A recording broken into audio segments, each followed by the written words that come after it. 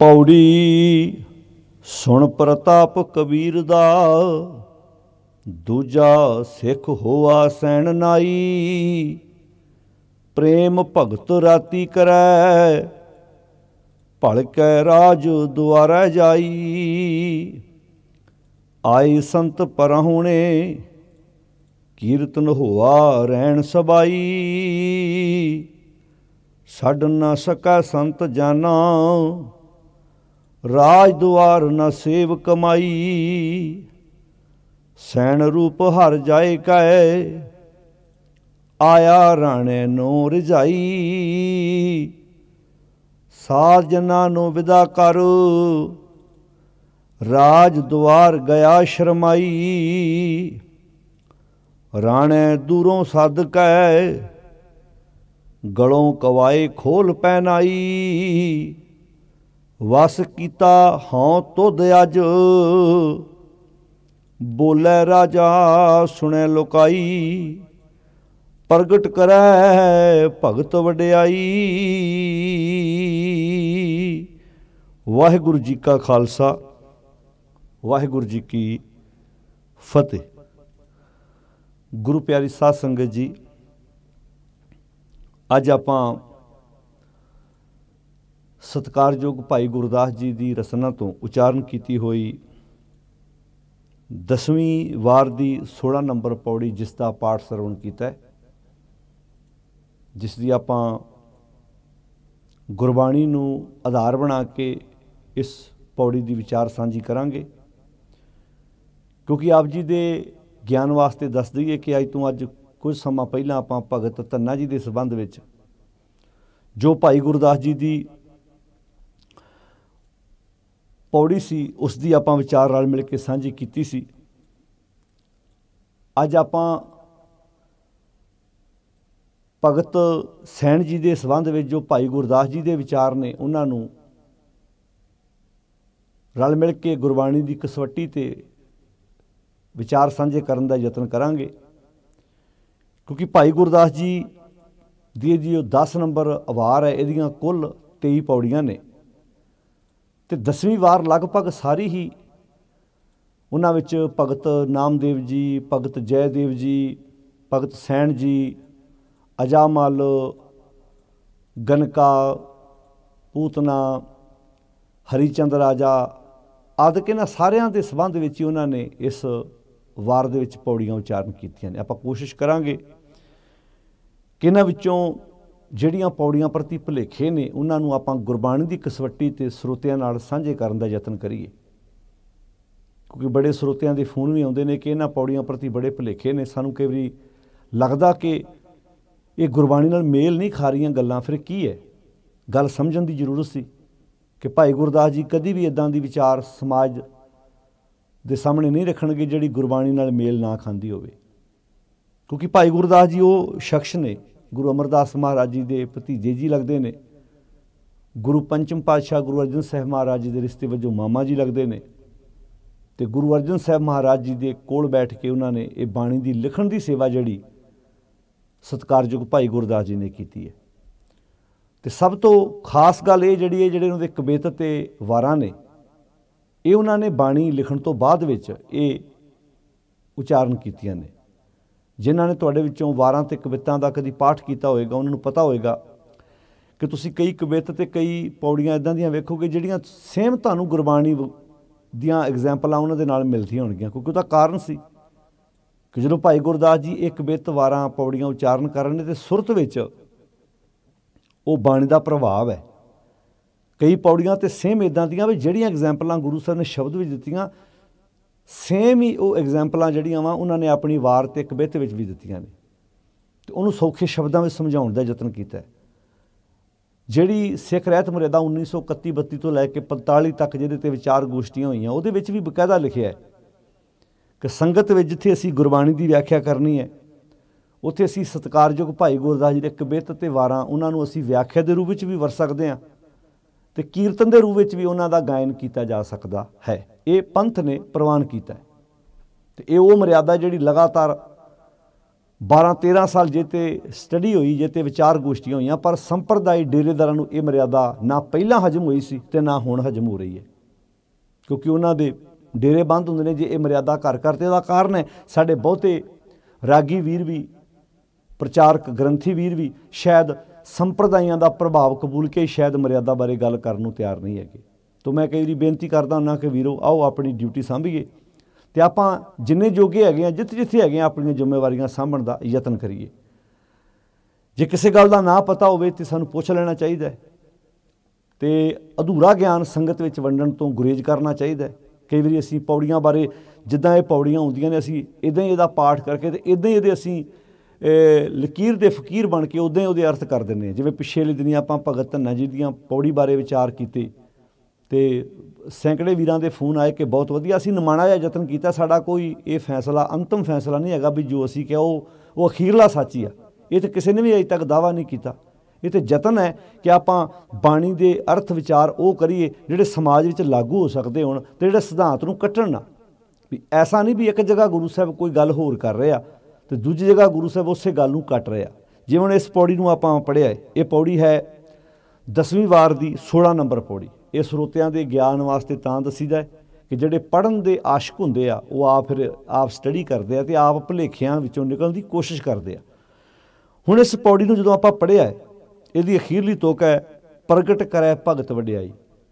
ਵੀ ਉਹ ਭਗਤਾਂ ਦੀ ਵਡਿਆਈ ਨੂੰ ਉਹ ਵਾਹਿਗੁਰੂ ਅਕਾਲ ਪੁਰਖ ਆਪ ਹੀ ਪ੍ਰਗਟ ਕਰਦਾ ਜਦੋਂ ਉਹਨਾਂ ਵਿੱਚ ਚੰਗੇ ਗੁਣ ਪੈਦਾ ਹੁੰਦੇ ਨੇ, ਜਦੋਂ ਉਹਨਾਂ ਦੇ ਵਿੱਚ ਕੁਆਲਿਟੀ ਪੈਦਾ ਹੁੰਦੀ ਆ, ਜਦੋਂ ਉਹ ਰੱਬੀ ਗੁਣਾਂ ਨਾਲ ਜੁੜਦੇ ਆ ਤਾਂ ਸਮਾਜ ਦੇ ਵਿੱਚ ਆਪ ਹੀ समाज दे विच उन्हां दी शोभा हुंदी है। सच्चे मार्ग चलदियां उस्तत करै जहान। तो खैर हुण इस पौड़ी विच जदों आपां पढ़ांगे तो इहदे बारे जिहड़ी प्रचलित साखी इहो ही है कि भगत कबीर जी दा जिहड़ा मतलब प्रताप सुन के, क्योंकि सुन प्रताप कबीर दा दूजा सिख होआ सैन आई। भगत कबीर जी दी शोभा सुन के, उन्हां दा प्रताप सुन के फिर भगत सैन जी भी जिहड़े आ वो ज्ञान दे सिख बने। आपां कह सकदे हां भी सिख हुआ सैन नाई, भी वो भी सिख बने। गुरु पंजवें पातशाह का शब्द भी आप पहला पढ़िया, वो उन्होंने सब तो पहला गल भगत नामदेव जी की की है, फिर भगत कबीर जी की की है, फिर भगत रविदास जी की की, फिर भगत सैन जी की है, तो अखीर ते भगत धन्ना जी की गल की है। हुण इस पौड़ी विच भी सुन प्रताप कबीर का दूजा सिख हुआ सैन नाई। भगत कबीर जी का प्रताप सुन के ते भगत सैन जी भी उस बने तुरे, उस रस्ते के पांधी बने। प्रेम भगत राती करे भड़ के राज द्वारे जाई। हुण जिहड़ी इहदे बारे प्रचलित गाथा पहलां आपां वो सांझी कर लईए तां कि संगतां दे मन विचों भुलेखा निकल सके। कहंदे भी जो भगत सैन जी आ वो अपने घर दे विच सत्संग करदे आ, गुरमुख प्यारे आउंदे आ, विचार गोष्ठियां हुंदियां ने, उन्हां नाल परमेश्वर दीयां रब दीयां गल्लां समाज नूं दुनिया नूं सोहणा बनाउण दीयां बातां पाउंदे आ, जानी कि चंगा काम कर रहे आ। उहनूं तुसीं बंदगी कह लो, उहनूं तुसीं इबादत कह लो, जिहड़ा मर्जी नाम दे लो, कीर्तन कह लो, विचारक गोष्ठी कह लो। वैसे कीर्तन का अर्थ भी कीर्ति आ। जो बाणी च कीर्तन करन दी गल आखी आ कि तुसीं कीर्तन करो तो अर्थ नहीं भी हर एक बंदा साजां नाल ही कीर्तन कर सकदा। जे तुसीं मावां धीआं बैठ के कोई ज्ञान दियां विचार दियां गोष्ठियां कर रहा, जे कोई प्यो पुत्तर, कोई मालक ते नौकर बैठ के भी जे कोई आपस में गुरमत दियां विचारां कर रहे तो भी कीर्ति आ। कीर्तन का अर्थ कल्ला साजां नाल ही नहीं हैगा। तुसीं जे बैठ के चंगियां विचारां कर रहे हो, आपस में रल के बाणी पढ़ रहे हो, तो ये भी गुरबाणी उहदी कीर्ति आ, उहदी उस्तत आ। तो पातशाह जी ने इदां दी सानूं विचार दित्ती आ कि असीं अपनी जिंदगी नूं किवें खूबसूरत बनाउणा। हुण जिहड़ी भगत सैन जी बारे प्रचलित गाथा वो ये आ कि क्योंकि साडे आम इदां ही वीर सुणा दिंदे आ ते संगतां कई वारी गुमराह हो जांदियां भी शायद बाणी इदां दियां कोई करामातां नूं मनदी आ। जिवें कि कहंदे भगत सैन जी अपने घर विच सत्संग करदे आ, पर नाल उन्हां दी एक जॉब भी है कि ड्यूटी भी है भी वो राज दे दरबार जांदे आ। राज दे दरबार दे विच जाके उत्थे अपनी ड्यूटी करदे, जो उन्हां दी जॉब है उत्थे, जो उन्हां दा काम है उत्थे वो काम भी करदे ते नाल अपनी सत्संग भी करदे। कहंदे एक दिन उन्हां दे घर दे विच सत्संगी आए संत प्राहुणे, उन्हां दे घर विच आए। हुण इत्थे संत दे तत्ते नूं कोई मात्रा नहीं लगी, जाने कि सतसंगियां नूं संत आखिआ इत्थे भी, जाने कि सतसंगी जिहड़े सी वो रल के उहदे घर आए, विचार गोष्ठी होई भगत सैन जी दे घर। कहंदे अज भगत सैन जी अज उन्हां सतसंगियां नूं छड्ड नहीं सके, क्योंकि रुचि बनी, विचार गोष्ठियां हो रही सी, जिहड़ी जॉब करदे सी उधर वो जा ना सके। कहंदे फिर रब ने ना सैन का रूप धारण किया। ਜਿਹੜੀ ਪ੍ਰਚਲਿਤ ਗਾਥਾ। ਫਿਰ ਆਪਾਂ ਇਸ ਪੌੜੀ ਨੂੰ ਬਾਅਦ ਵਿੱਚ ਸਮਝਾਂਗੇ ਵੀ ਇੱਥੇ ਭਾਈ ਸਾਹਿਬ ਦਾ ਕਹਿਣ ਦਾ ਮਤਲਬ ਕੀ ਆ। ਕਹਿੰਦੇ ਸੈਣ ਰੂਪ ਹਰ ਹੋਏ ਕਿ ਆਇਆ ਰਾਣੇ ਨੂੰ ਰੁਝਾਈ। ਸੈਣ ਦਾ ਰੂਪ ਰੱਬ ਨੇ ਧਾਰਨ ਕੀਤਾ ਅਤੇ ਜਾ ਕੇ ਰਾਜੇ ਦੀ ਡਿਊਟੀ ਦਰਬਾਰ ਵਿੱਚ ਜਿਹੜੀ ਭਗਤ ਸੈਣ ਜੀ ਕਰਦੇ ਸੀ, ਉਹ ਫਿਰ ਭਗਤ ਸੈਣ ਜੀ ਦੀ ਜਗ੍ਹਾ ਪਰਮੇਸ਼ਰ ਜੀ ਆਪ ਆਣ ਕੇ ਡਿਊਟੀ ਕਰ ਗਏ। ਕਹਿੰਦੇ ਵੀ ਹੁਣ ਜਦੋਂ ਸਵੇਰੇ ਸੰਤ ਜਨਾਂ ਨੂੰ ਵਿਦਾ ਕਰਕੇ ਸੱਤ ਸਿੰਘਿਆਂ ਨੂੰ ਤੋਰ ਕੇ ਅਤੇ ਭਗਤ ਸੈਣ ਜੀ ਬੜੇ ਸ਼ਰਮਸ਼ਾਰ ਜਿਹਾ ਹੋ ਕੇ ਨਾ ਰਾਜੇ ਦਰਬਾਰ ਜਾਂਦੇ ਆ ਵੀ ਅੱਜ ਮੈਂ ਕਿਹੜਾ ਮੂੰਹ ਲੈ ਕੇ ਜਾਊਂਗਾ, ਮੈਂ ਤਾਂ ਡਿਊਟੀ ਨਹੀਂ ਕਰ ਸਕਿਆ। ਕਹਿੰਦੇ ਜਦੋਂ ਗਏ ਤੇ ਰਾਜੇ ਨੇ ਦੂਰੋਂ ਸੱਦਿਆ ਅਤੇ ਬੜਾ ਮਾਣ ਕੀਤਾ, ਸਨਮਾਨ ਦਿੱਤਾ ਉਹਨਾਂ ਨੂੰ। ਆਪਣੇ ਗਲ ਵਿੱਚੋਂ ਕੀਮਤੀ ਮਾਲਾ ਲਾਹ ਕੇ ਅਤੇ ਉਹਦੇ ਗਲ 'ਚ ਪਾ ਦਿੱਤੀ ਭਗਤ ਸੈਣ ਜੀ ਦੇ। ਉਹ ਕਹਿੰਦੇ ਤੂੰ ਤਾਂ ਅੱਜ ਮੈਨੂੰ ਵੱਸ ਕਰ ਲਿਆ ਵੀ ਆਪਣੇ, ਵੀ ਤੂੰ ਤਾਂ ਕਮਾਲ ਦੀ ਡਿਊਟੀ ਕੀਤੀ ਹੈ। ਰਾਣੇ ਦੂਰੋਂ ਸੱਦ ਕੇ ਗਲੋਂ ਕਵਾਏ ਖੋਲ ਪਹਿਨ ਆਈ। ਕਹਿੰਦੇ ਤੂੰ ਤਾਂ ਕਮਾਲ ਕਰਤੀ, ਵੱਸ ਕੀਤਾ ਹੁਣ ਤੂੰ ਤਾਂ ਅੱਜ ਤੂੰ ਤਾਂ ਮੈਨੂੰ ਅੱਜ ਵੱਸ ਜੀ ਕਰ ਲਿਆ ਆਪਣੇ। ਯਾਨੀ ਕਿ ਉਹਨਾਂ ਨੂੰ ਤਾਂ ਇੰਝ ਲੱਗਾ ਹੀ ਨਹੀਂ ਕਿ ਡਿਊਟੀ ਭਗਤ ਸੈਣ ਦੇਣ ਹੀ ਨਹੀਂ ਆਇਆ, ਕਿਉਂਕਿ ਉਹਨਾਂ ਤਾਂ ਇਹ ਸੋਚਿਆ ਵੀ ਹੁਣ ਕਹਾਣੀ ਇਹ ਬਣਦੀ ਵੀ ਭਗਤ ਸੈਣ ਦਾ ਹੀ ਰੂਪ, ਯਾਨੀ ਕਿ ਰਾਜੇ ਨੂੰ ਮਹਿਸੂਸ ਹੀ ਨਹੀਂ ਹੋਇਆ ਵੀ ਕੋਈ ਹੋਰ ਆਇਆ, ਉਹ ਤਾਂ ਸੈਣ ਹੀ ਆਇਆ, ਕਿਉਂਕਿ ਰੱਬ ਨੇ ਜੋ ਸੈਣ ਦਾ ਰੂਪ ਧਾਰਨ ਕਰ ਲਿਆ। ਵੀ ਹੁਣ ਭਗਤ ਸੈਣ ਦੋ ਹੋ ਗਏ ਨਾ, ਇੱਕ ਤਾਂ ਆਪਣਾ ਕਰ ਰਿਹਾ ਉੱਥੇ ਸੱਤ ਸੰਗੀਆਂ ਨਾਲ ਵਿਚਾਰ ਗੋਸ਼ਟੀਆਂ ਕਰ ਰਿਹਾ, ਦੂਜਾ ਰੱਬ ਭਗਤ ਸੈਣ ਦਾ ਹੀ ਰੂਪ ਧਾਰਨ ਕਰਕੇ ਤੇ ਉੱਥੇ ਆਣ ਕੇ ਤੇ ਉਹ ਸੇਵਾ ਨਿਭਾ ਕੇ ਆਣ ਕੇ। ਹੁਣ ਇਹ ਸਾਖੀ ਦੇ ਵਿੱਚੋਂ ਸਿੱਖਿਆ ਕੀ ਮਿਲੀ, ਸੋਚ ਕੇ ਵੇਖੋ ਵੀ ਕੀ ਇਹ ਗੁਰਮਤਿ ਦੀ ਕਸਵੱਟੀ 'ਤੇ ਖਰੀ ਉਤਰਦੀ ਹੈ। ਜਦੋਂ ਆਪਾਂ ਆਪਣਾ ਇਤਿਹਾਸ ਪੜ੍ਹਦੇ ਹਾਂ, ਬਾਣੀ ਪੜ੍ਹਦੇ ਹਾਂ, ਇਹ ਉਹ ਭਾਈ ਗੁਰਦਾਸ ਜੀ ਹੈ ਜਿਨ੍ਹਾਂ ਨੇ ਗੁਰੂ ਅਰਜਨ ਸਾਹਿਬ ਜੀ ਦੇ ਕੋਲ ਬੈਠ ਕੇ ਬਾਣੀ ਲਿਖੀ ਹੈ। ਗੁਰੂ ਨਾਨਕ ਸਾਹਿਬ ਸੱਚੇ ਪਾਤਸ਼ਾਹ ਮਹਾਰਾਜ ਪ੍ਰਚਾਰ ਉਦਾਸੀਆਂ 'ਤੇ ਜਾਂਦੇ ਆ। ਗੁਰੂ ਗੋਬਿੰਦ ਸਿੰਘ ਸੱਚੇ ਪਾਤਸ਼ਾਹ ਮਹਾਰਾਜ ਆਪਣੇ ਚਾਰੇ ਸਾਹਿਬਜ਼ਾਦੇ ਕੁਰਬਾਨ ਕਰਦੇ ਆ।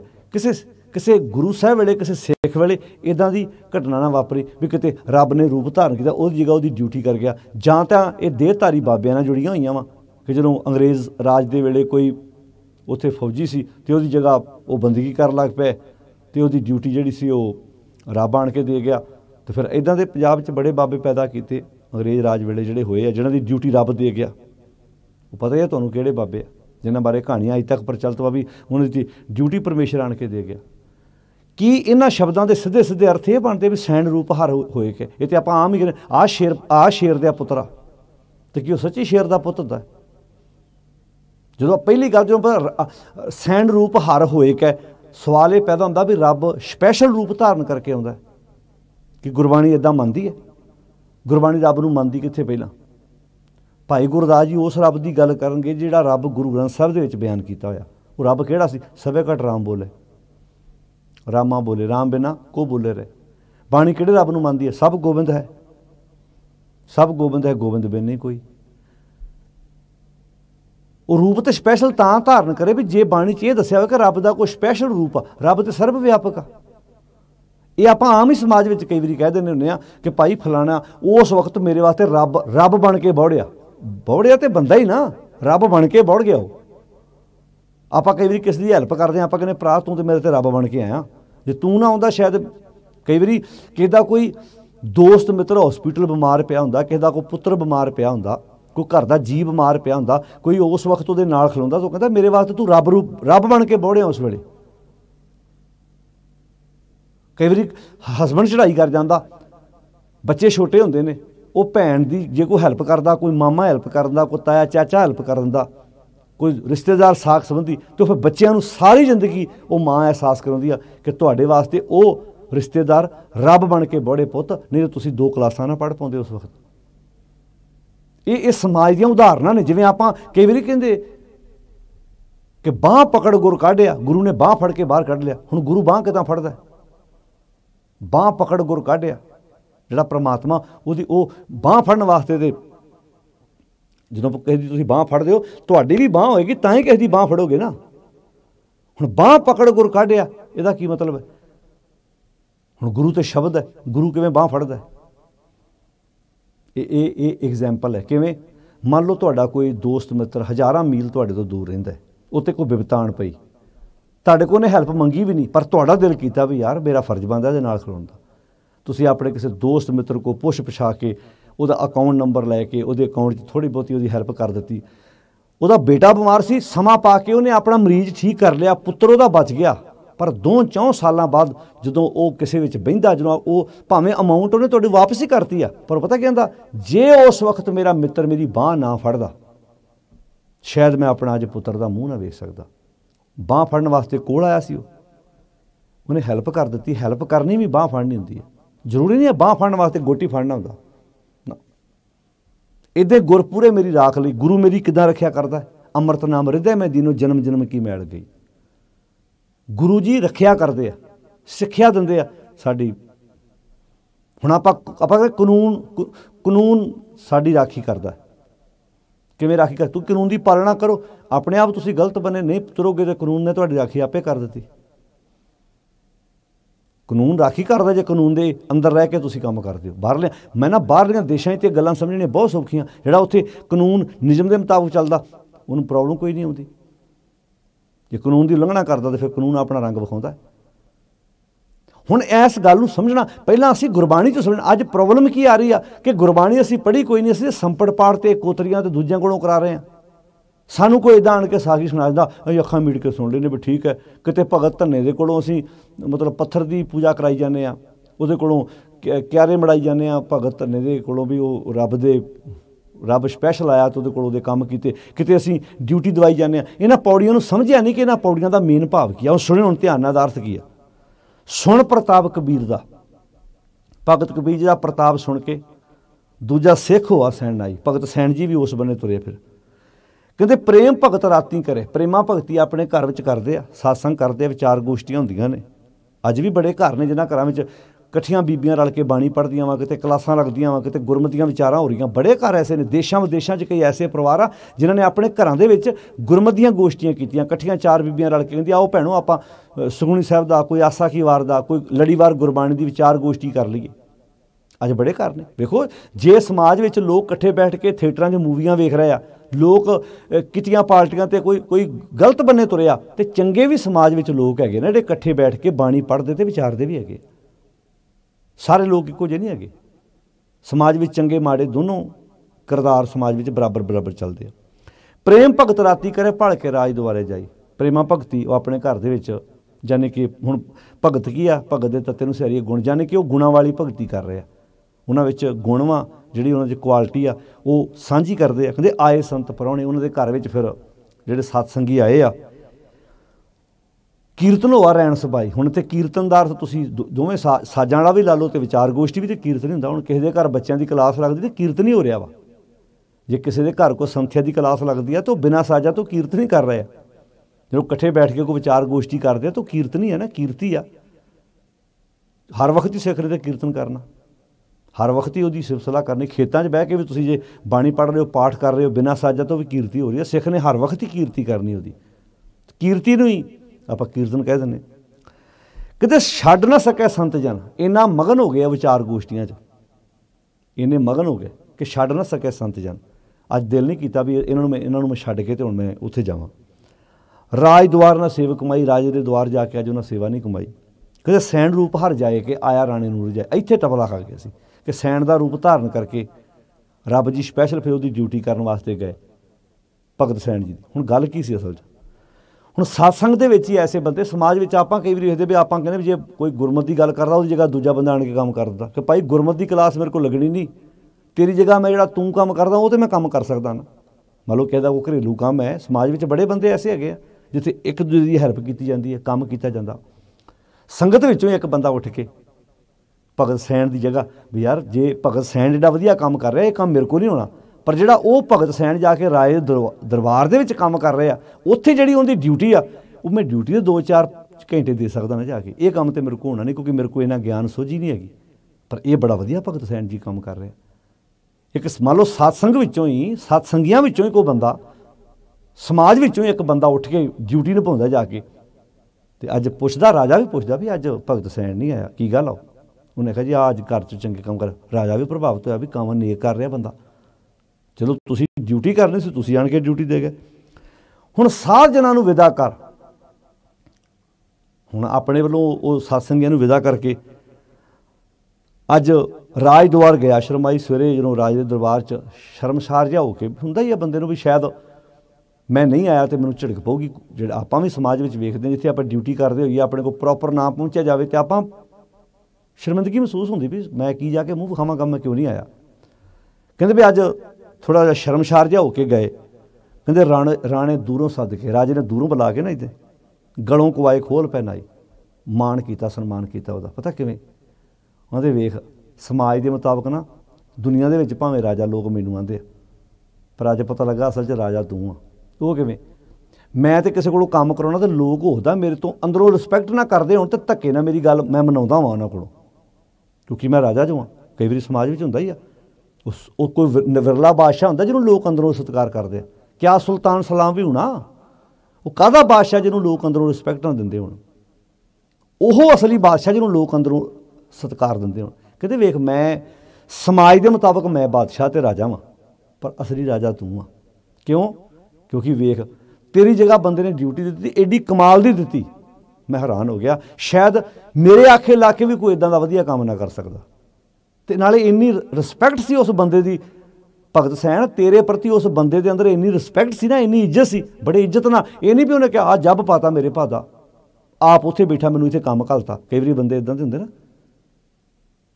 ਕਿ ਉਹ ਬੱਧਾ ਚੱਟੀ ਜੋ ਭਰੇ ਨਾ ਗੁਣ ਨਾ ਉਪਕਾਰ। ਬੱਧਾ ਚੱਟੀ ਕੰਮ ਕਰਨਾ ਨਾ ਗੁਣ ਨਾ ਉਹ 'ਚੋਂ ਕੋਈ ਪ੍ਰਾਪਤ ਨਿਕਲਣਾ ਹੀ ਆ ਕੁਝ ਵਿੱਚੋਂ। ਪਰ ਉਹਨੇ ਪਿਆਰ ਨਾ ਕੀਤਾ ਨਾ, ਪਿਆਰ ਨਾ ਕੀਤਾ ਕੰਮ ਜਿਹੜਾ ਵਾ ਉਹਦਾ ਬੈਨੀਫਿਟ ਜ਼ਿਆਦਾ ਹੁੰਦਾ। ਪਿਆਰ 'ਚ ਬੰਦਾ ਥੱਕਦਾ ਨਹੀਂ ਆ, ਕਦੇ ਤਜਰਬਾ ਕਰਕੇ ਵੇਖਿਓ। ਬੱਧਾ ਚੱਟੀ ਕੀਤਾ ਕੰਮ ਉਹ 'ਚ ਥਕੇਵਾਂ ਹੁੰਦਾ।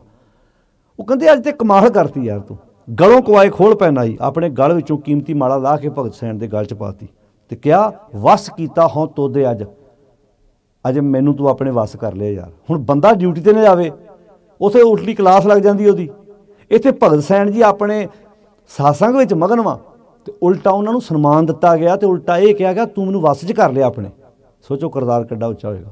ਇਸ ਘਟਨਾ ਨੂੰ, ਇਸ ਸਾਖੀ ਨੂੰ ਅਸੀਂ ਇਹ ਬਣਾ ਕੇ ਪੇਸ਼ ਕਰਤਾ ਕਿ ਭਗਤ ਸੈਣ ਦਾ ਰੂਪ ਰੱਬ ਧਾਰਨ ਕਰਕੇ ਕੰਮ ਕਰੇ। ਇਹ ਨਹੀਂ ਕਿਹਾ ਕਿ ਸਮਾਜ ਵਿੱਚੋਂ ਹੀ ਇੱਕ ਦੂਜੇ ਜਦੋਂ ਅਸੀਂ ਕੰਮ ਕਰਦੇ ਹਾਂ ਸਮਾਜ ਸੋਹਣਾ ਬਣਦਾ। ਦੱਸੋ ਇਹ ਸਾਖੀ ਦਾ ਆਹ ਅਸਰ ਜ਼ਿਆਦਾ ਵਧੀਆ ਕਿ ਜਦੋਂ ਅਸੀਂ ਸਮਾਜ 'ਚ ਨੇਕ ਕੰਮ ਕਰਾਂਗੇ ਅਸੀਂ ਇੱਕ ਦੂਜੇ ਦੇ ਕੰਮ ਆਵਾਂਗੇ।